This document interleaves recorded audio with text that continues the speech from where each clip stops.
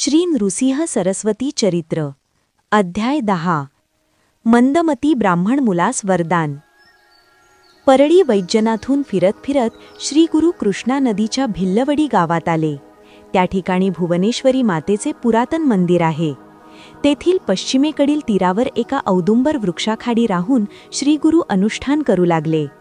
ती जागा झाडाझुडपांनी वेढलेली होती, त्यामुळे तेथे सहसा कोणी जात नसे, कारण नुकताच चातुर्मास सुरू झाला होता।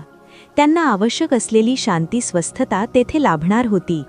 श्री गुरु आता गुप्त रूपाने राहू इच्छित होते। या भूमीवर अशी अनेक गुप्त तीर्थे आहेत, जी पारंपर गुप्त आहेत। श्री गुरु प्रत्येक तीर्थक्षेत्री हिंडत जात होते। त्या ठिकाणी आजूबाजूचे सारे दुःखी कष्टी जन त्यांच्याकडे येऊन त्यांच्या दर्शनाने आपले दुःख हलके करीत होते। अशावेळी त्यांना ध्यानधारणेस एकांत मिळणे कठीण होते। अशी शांत स्थाने शोधून तेथे श्री गुरु आपली साधना करीत। सूर्य जसा ढगांनी झाकला गेला तरी प्रकाश लपत नाही, तसे एका अलौकिक घटनेने श्री गुरूंच्या तेथील वास्तव्याची बातमी सर्व परिसरात वाऱ्यासारखी पसरली आणि लोक त्यांच्या दर्शनास तेथे जमू लागले। कोल्हापूरला वेदशास्त्र पुराणे यामध्ये पारंगत एक ऋग्वेदी ब्राह्मण राहत होता। तो व्याकरण तर्कशास्त्र जाणणारा कर्मठ विप्र होता। त्याला एक मुलगा होता, पण तो जन्मतःच बुद्धिहीन होता। त्याच्या दुर्दैवाने जन्मानंतर 4-5 वर्षांनीच त्याचे मातापिता आजारपणात मृत्यू पावले। हे बालक पुढे आपल्या आजोळी वाढू लागले। तो मुलगा जेव्हा 7 वर्षाचा झाला तेव्हा त्याची मुंज केली। त्याला स्नान संध्या तसेच गायत्री मंत्रही म्हणता येत नव्हता। आता आजोळचा आधारही हरपला होता। त्याचे जीवन एखाद्या पशुप्रमाणे चालू होते। कालाचे चक्र फिरतच होते। जसजसा तो वयाने वाढत होता तसतशी त्याची भोग भागविण्यास त्याला याचक म्हणून भिक्षा मागणे प्राप्त होते, कारण दुसरा उपजीविकेचा पर्याय त्याच्याजवळ नव्हता। त्याच्या वडिलांची थोरवी व सदाचरण लक्षात घेऊन गावातील ब्राह्मणांना त्याची दयनीय स्थिती पाहावत नव्हती, म्हणून ते याला दररोज अन्न भिक्षा घालत असत। निर्बुद्धता व विस्मरण ह्यांचे वरदानच घेऊन तो जन्मला होता। त्या गावातील अनेक ब्राह्मणांनी त्याला शिक्षण देण्याचा प्रयत्न केला, परंतु ते सर्व अपयशी ठरले। दिवसामागून दिवस जात होते। सर्व लोक आता त्याचा तिरस्कार करीत होते। विद्वान लोक त्याची टिंगल करीत। ते म्हणायचे, तुझा पिता इतका ज्ञानी व वेदशास्त्र संपन्न, त्यांच्या पोटी तू असा मूर्ख मुलगा कसा जन्मलास? ज्याला विद्या येते तोच माणूस नावारूपाला येतो। विद्यावंत समाजात पूज्य मानला जातो, त्याला सर्व मान देतात, आदर देतात। ज्ञानी पुरुष हा समाजाला वंदनीय असतो। विद्या हे अपरंपार धन आहे, ते कधीच नष्ट होत नाही। तू आता हे जीवन विद्येविना व्यर्थ घालवणार का? सर्वांकडून त्याचा चाललेला तिरस्कार, हेटाळणी, धिक्कार त्याला सहन न होऊन तो आत्महत्या करण्याचा विचार करू लागला। दुसऱ्या दिवशी सकाळीच त्याने गुपचूप ते गाव सोडले। दिशाहीन झालेल्या त्याची पावले वाटेवर पडत असताना तो भूक तहान विसरून गेला। चालता चालता आत्महत्येच्या विचाराने त्याला घेरले होते। फिरत फिरत तो दुसऱ्या दिवशी दैवयोगाने भिल्लवडी येथील कृष्णेच्या काठावरील भुवनेश्वरी मातेच्या मंदिरापाशी आला। घरातून निघाल्यापासून त्याने अन्न ग्रहण केले नव्हते। आज दुसरा दिवस होता। त्याला अशक्तपणा जाणू लागला। तो त्या भुवनेश्वरी देवीच्या मंदिरात गेला। त्या देवीचे दर्शन घेऊन देवीची करुणा भाकू लागला। हे माते, तू माझी बुद्धिदाता झाल्याशिवाय मी येथून हलणार नाही। येथेच या अभागी जीवनाचा तुझ्या समोरच शेवट करीन, असे म्हणत तो मंदिराच्या एका कोपऱ्यात अंधारात बसून राहिला। अशा 3 रात्री त्याने अन्न पाण्याविना अखंड देवीचे नामस्मरण करीत काढल्या। देवी प्रसन्न होत नाही हे पाहून तो अतिशय कष्टी झाला।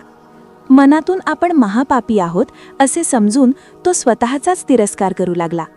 देवी प्रसन्न होत नाही म्हणून कावराबावरा होऊन त्याने मंदिरात सर्वत्र नजर टाकली। तेव्हा त्याचे एका कोपऱ्यात पडलेल्या सुरीवर लक्ष गेले। त्याने ती झटकन उचलली व संतापाच्या भरात आपली जीभ कापून देवीच्या पायाशी ठेवली। जीभच कापल्यामुळे देवीला जोडण्याशिवाय तो कुठलीच प्रार्थना बोलून प्रकट करू शकत नव्हता। म्हणून मनात तो म्हणाला की माते, आज मी जीभच अर्पण केली। आज जर तू मला तुझा कृपाप्रसाद दिला नाहीस, दर्शन दिले नाहीस, काही मार्ग दाखविला नाहीस, तर उद्या सकाळी मी माझे मस्तक कापून तुझ्या चरणी ठेवीन आणि या जगाचा निरोप घेईन। हे माते, माझा अंत पाहू नकोस। मला तुझ्याशिवाय कोणाचा आधार नाही। अशी मनोमन प्रार्थना करीत असतानाच त्याने मनाशी निर्धार केला की उद्या हे मस्तक देवी चरणी ठेवणार. ह्या विचारांतच त्याला झोप लागली आणि त्याने ती रात्र देवळात देवापुढेच घालवली. त्या रात्री त्याला एक स्वप्न पडले. देवी स्वप्नात येऊन त्याला म्हणाली, बाळा, माझ्यावर रागावू नकोस. तुझ्या पूर्वजन्मीच्या दुष्कृत्याचे हे फळ तुला टाळता येणार नाही. तुझे विधिलिखित बदलणे माझ्या हातात नाही. तू आता कृष्णेच्या पश्चिम किनाऱ्यावर जा. तेथे औदुंबर वृक्षाखाली एक तपस्वी यतिराज आहेत.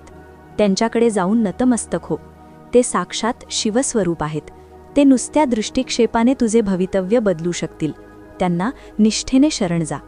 असे म्हणून देवी अंतर्धान पावली. त्याला स्वप्नात देवीने दर्शन दिले म्हणून तो आनंदित झाला आणि एकदम त्याला जाग आली.